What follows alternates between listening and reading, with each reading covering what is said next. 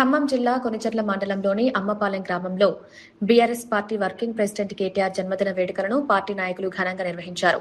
మాధవరావు, రాజ్ కుమార్, ఖాదర్ బాబు ఆధ్వర్యంలో జరిగిన ఈ కార్యక్రమంలో కొనిచెర్ల మండల బీఆర్ఎస్ అధ్యక్షుడు పోట్ల శ్రీను పాల్గొని మాట్లాడారు. రాబోయే ఎన్నికల్లో బీఆర్ఎస్ పార్టీ మళ్లీ అధికారంలోకి వస్తుందని విశ్వాసం వ్యక్తం చేశారు.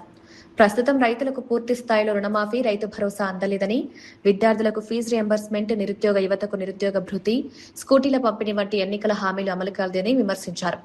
రైతులు, యువత, విద్యార్థులు ఎదుర్కొంటున్న సమస్యలకు బీఆర్ఎస్ ప్రభుత్వమే శాశ్వత పరిష్కారం చూపగలదని తెలిపారు.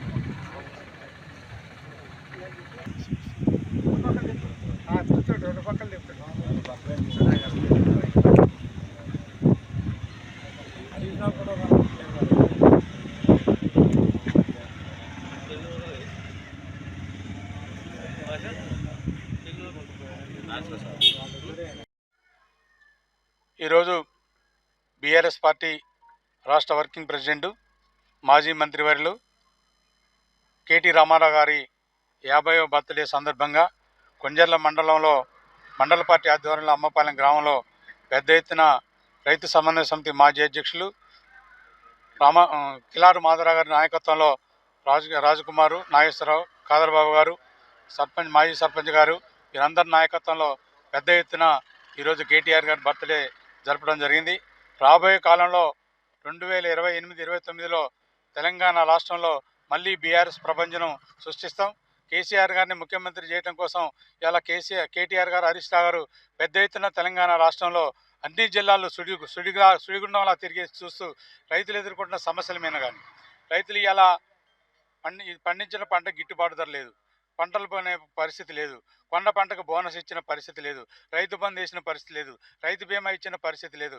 ఇలా మహిళలకి 2,500 రూపాయలు పింఛన్ ఇస్తామని చెప్పి రేవంత్ రెడ్డి గారు ఎన్నికల ముందు హామీ ఇవ్వడం జరిగింది. ఇంతవరకు అది ఇచ్చింది లేదు. కళ్యాణ లక్ష్మి తులం బంగారం ఇస్తామని చెప్పిండు, ఇంతవరకు అది ఇచ్చింది లేదు. స్కూల్ పిల్లగాళ్ళకి, విద్యార్థులకి స్కూటీలు ఇస్తామని చెప్పిండు, అది కూడా ఇచ్చింది లేదు. నిరుద్యోగ భృతి ఇస్తామని చెప్పిండు. ఇంతవరకు కాంగ్రెస్ ప్రభుత్వం ఎన్నికల ముందు హామీ ఇచ్చింది తప్ప ఇంతవరకు ఒక్క కార్యక్రమాన్ని కూడా అమలు చేసిన పరిస్థితి లేదు. కాబట్టి ఇవాళ తెలంగాణ రాష్ట్రంలో రైతాంగం ఎదుర్కొంటున్న సమస్యల మీద, ఇవాళ గోదావరిలో నీళ్లు పుష్కలంగా ఉన్నా అవి చంద్రబాబు నాయుడు గారు ఆంధ్రప్రదేశ్ ప్రభుత్వానికి నీళ్లు వదులుతుంది తప్ప తెలంగాణ రాష్ట్రంలో ప్రజలు గగ్గోలు పెడుతున్నా, పంటలు ఎండిపోతున్నా, చెరువులు ఎండిపోతున్నా, ఇవాళ నీళ్లు ఇవ్వలేని దద్దమ్మ ప్రభుత్వం ఇవాళ రేవంత్ రెడ్డి గారి ప్రభుత్వం. ఈ ఖమ్మం జిల్లాలో కూడా 3 మంత్రులు ఉన్నారు. ఈ 3 మంత్రులు కూడా వాళ్ళ సొంత స్వలాభం కోసం, వాళ్ళ లాభాల కోసం తప్ప ఈ ఖమ్మం జిల్లాలో ప్రజలు ఎదుర్కొంటున్న సమస్యలు కానీ, రైతులు ఎదుర్కొంటున్న సమస్యలు కానీ ఒక్కడు కూడా అమలు చేసిన పరిస్థితి మాత్రం ఇలా కాంగ్రెస్ మంత్రులకు లేదని చెప్పి మీ ద్వారాగా ఈ సందర్భంగా తెలియజేస్తున్నాం. ఆనాడు సీతారామ ప్రాజెక్టు వల్ల ఖమ్మం జిల్లా సస్యశ్యామల దాని ఉద్దేశంతోనే ఆ రోజు కేసీఆర్ గారు వచ్చి శంకుస్థాపన చేసి అనేక